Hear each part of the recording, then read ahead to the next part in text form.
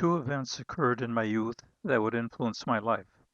First, I had polio when I was 13 that would result in a weakened right leg.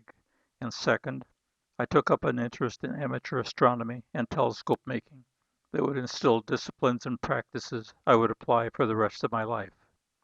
Through the fortune of having had polio, I was able to receive a New York State Disability Scholarship to study industrial design at Pratt Institute in Brooklyn. These drawings were made for an automobile design class at Pratt. The second is an unusual double bubble design that I took a fancy to. The last is a lunar roving vehicle during a lunar eclipse, obviously influenced by my interest in astronomy.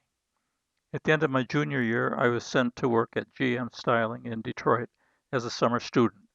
I didn't know it at the time, but this was the start of my professional career. I would stay a full year assigned to Bob McLean's special studio and partnered with MIT graduate Stefan Hopsberg on the 1956 Motorama gas turbine show car, the Firebird II, shown here with styling VP Harley Earl. In 1957, Earl briefed us on his vision for the Firebird III. He described a crowd scene he expected around the car at the Waldorf Astoria in New York. And properly, that was my first sketch, replicated here. I saw fins and things projecting out and threatening personal space, creating interesting breaks in the crowd. The next picture is a copy of the original sketch that did set the design theme, quad fins set at an angle.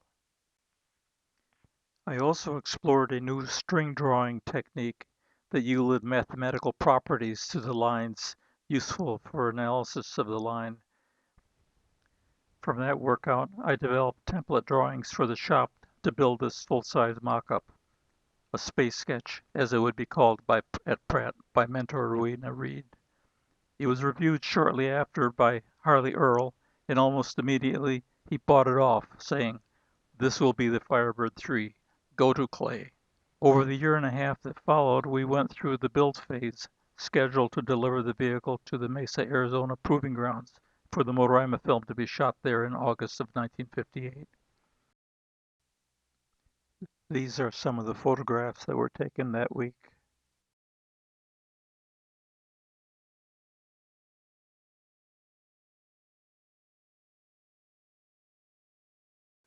This is my favorite photograph of the GM photographer about to take the classic photograph of Harley Earl with the three Firebirds. Firebird 3 came out in September. Next to it is the design patent that was issued for it. To my surprise, my name was on it. Usually Harley Earl's name was always on design patents. Harley Earl did retire shortly after. In 1963, I had an opportunity and requested a transfer to the GM Defense Research Laboratories in Santa Barbara, California. It was granted.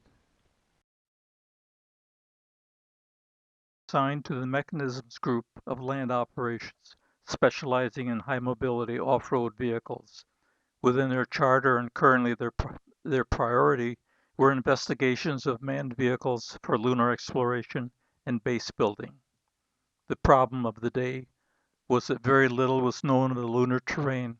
Earth-based telescopes could not see details smaller than a mile across. We didn't know whether the surface was volcanic, meteor fractured, or fairy castle dust in structured. Designs had to be investigated for all variations. This drawing is of a tracked vehicle in a craggy terrain. Other variations are with large tires for running on soft, packed soil or flat surfaces, and an airlock concept for access, and very large tires to go over boulders.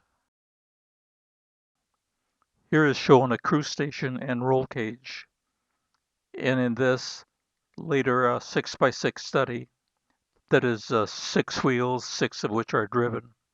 We were also doing studies and tests for wheels and drive systems. We're for higher mobility, for survivability in unknown terrain. This photo is of a GM wheel. It is close to the final lunar rover design. The patent shown here was issued later, and I do have a share in it. This is a drawing of the fixture that would test both the GM and Bendix designs. And this is that fixture as it was run in the AC Electronics vacuum chamber in Milwaukee. The final photo is of the lunar rover with Frank Pavliks, the designer, Dr. Greg Becker, chief scientist, and Sam Romano, program manager. I left GM in 1967 to join Sundberg-ferar as their in-residence representative in Burbank, California, for the industrial design of the Elton 11. Included in these views, first the coach class service centers, lavatories, and general interiors. This wide-angle view is of the main deck stairway entry, leading to the below-deck lounge of a custom PSA version. Lockheed did initiate a patent on this camera obscura variation for a lounge table. We did also get into food service systems, including the below-deck galley itself. Here you see food cart systems that were investigated. When the Sundberg-ferar Elton 11 contract terminated, I elected to join Rohr Industries near San Diego rather than return to Detroit. Rohr was also building the BART rail cars for San Francisco that Sundberg-ferar had designed. Rohr was getting very active in mass transportation systems, and I was hired by their industrial design department to work on a city transit bus. I would become the design chief on this project.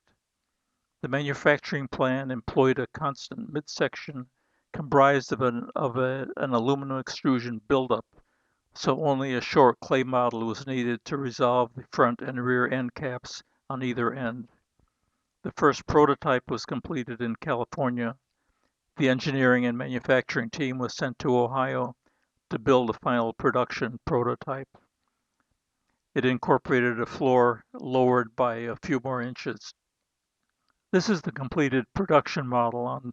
On the right is a cutaway section of the extruded sidewall.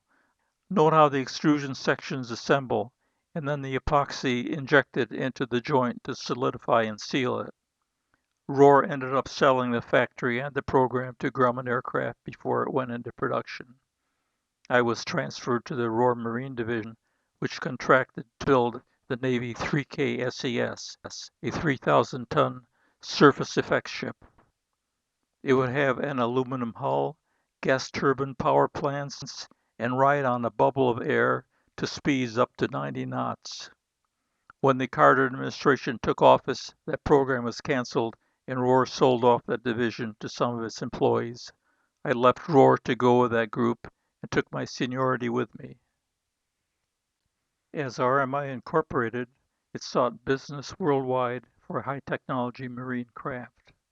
We still pursued surface effect ships as that was our strength. The family of these craft included a commuter that showed promise and was entertained by a Hawaiian operator, but it did not sell.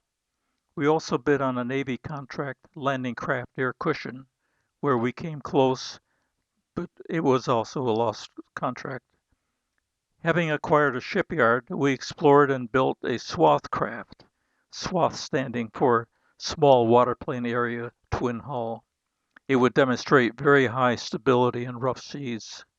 In a final effort, we bid and won a Navy contract for a special warfare craft for SEAL teams.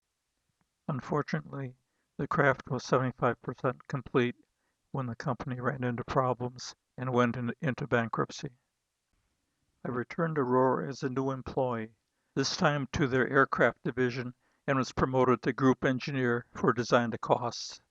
It involved leading a value engineering team to assist in the production design of nacelles for General Electric, Pratt & Whitney, Rolls-Royce, and Airbus gas turbine engine nacelles. One housekeeping note to mention is that because at this date, almost all presentations were being made in PowerPoint, I changed my graphic techniques for presentations to utilize PowerPoint drawing tools almost exclusively for creating new art, not for computer construction of perspectives and surfaces, but strictly as art tools for line, fill, and transparency. This assortment of drawings passing by represents patent pending concepts that have been published and are now in the public domain. These show the application of the PowerPoint techniques used as a conceptual design tool. I would also represent Rohr for risk management on the Lockheed Martin team for design and build of the single stage to orbit X-33 launch vehicle, possibly a replacement for the space shuttle. Rohr would be responsible for the thermal protection system that would encompass basically the entire outer skin. The Lockheed Martin team won the contract, but as allowed under its terms, all parties ended up walking away and quitting the contract. 2015.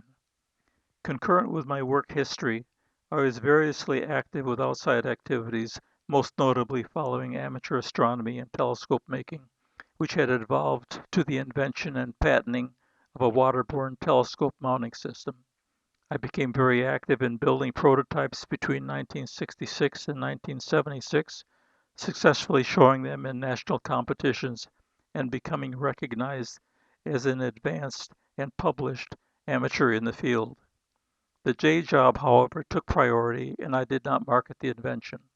While working for Tesla Design in 1987, I did submit a small business innovative research proposal as the principal investigator for an observatory-class telescope with a gyro-stabilized system, intending to validate that system. It should have been easy, as the stars are really not moving, and any gyro-stabilizing system would automatically track by not moving.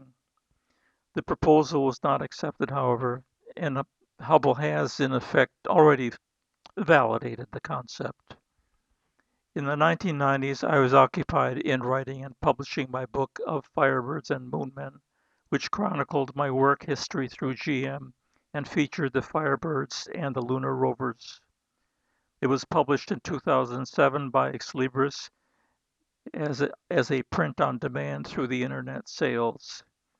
In March of 2015, coming to full closure, I was awarded a Career Achievement Award by Pratt Institute at the University Club in New York City, a half-dozen blocks from the Waldorf Astoria, where I began my career with the showing of the Firebird 2 in the 1956 Motorama. I will close this out with a 1968 audio that I recorded following the first successful clock drive of a sphere mounting using a suction cup attached to a polar axis shaft. The audio is of a gyro array that I believe will be the sound of telescopes in the future. A montage of the sound of telescope concepts and images accompanies the audio to the end. Plug it in. This is the sound of telescopes in the future.